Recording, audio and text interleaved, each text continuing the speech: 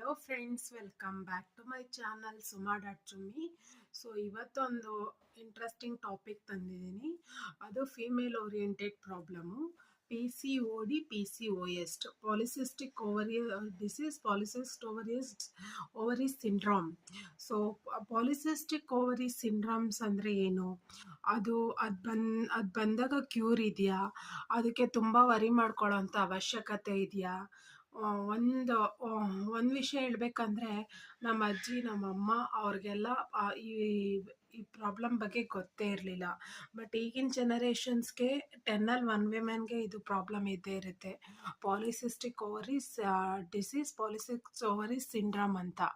So ಇದು ಬರ್ತಾ ಇರೋದು ಇವಾಗ ನಾವು ತಿನ್ನೋ ಫುಡ್ಡು ಎಲ್ಲ ಜಂಕ್ ಆಗಿದೆ. ಸೊ ಹೆಲ್ದಿ ಫುಡ್ ತಿನ್ನಲ್ಲ, ಮತ್ತು ವೆಯ್ಟ್ ಮ್ಯಾನೇಜ್ಮೆಂಟಲ್ಲಿ ಸ್ಕಿಪ್ ಆಗ್ತಾ ಇದ್ದೀವಿ, ಎಡುತ್ತಾ ಇದ್ದೀವಿ. ಈಗ ನಾವು ಉಸಿರಾಡೋ ಗಾಳಿಲೇ ಪಲ್ಯೂಷನ್ ಇದೆ, ಮತ್ತು ನಾವು ಎಕ್ಸರ್ಸೈಸ್ ಫಾಲೋ ಮಾಡಲ್ಲ, ಮತ್ತು ನಾವು ತುಂಬ ಜಂಕ್ ಎಲ್ಲ ಕನ್ಸ್ಯೂಮ್ ಮಾಡ್ತೀವಿ, ಮತ್ತು ಇಂಪರ್ಫೆಕ್ಟ್ ಲೈಫ್ ಸ್ಟೈಲ್ ಎಲ್ಲ ನಮ್ಮದು ರೂಢಿ ಆಗಿಬಿಟ್ಟಿದೆ. So perfect life style manage ಮಾಡಲ್ಲ.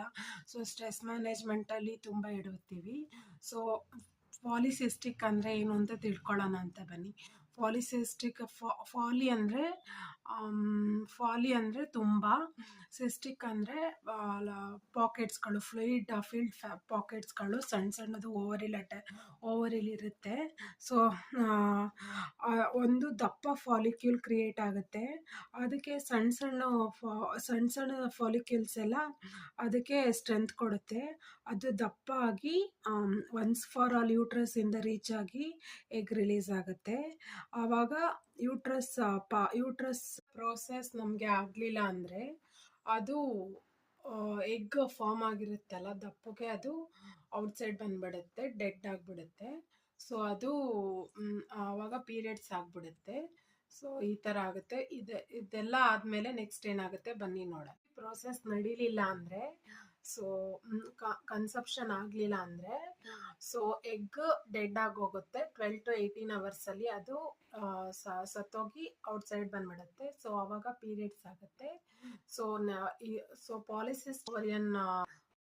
ಪಾಲಿಸಿಸ್ಟಿಕ್ ಓವರೀಸ್ ಅಂತಂದರೆ, ಓವರೀಸಲ್ಲಿ ಸಣ್ಣಗಿರ್ತಾವಲ್ಲ ಅವು ಸ್ವಲ್ಪ ದಪ್ಪ ಆಗುತ್ತೆ. ಸಣ್ಣ ಫ್ಲೂಯಿಡ್ ಪ್ಯಾಕೆಟ್ಸ್ ಇರುತ್ತಲ್ಲ ಅದು.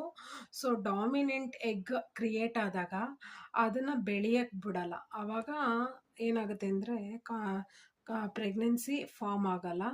ಸೊ ಇದಷ್ಟೇ ಪಾಲಿಸಿಸ್ಟಿಕ್ ಓವರೀಸ್ ಅಂದರೆ. So next polycystic ovary syndrome ನೋಡ್ತಾ ಹೋಗೋಣ.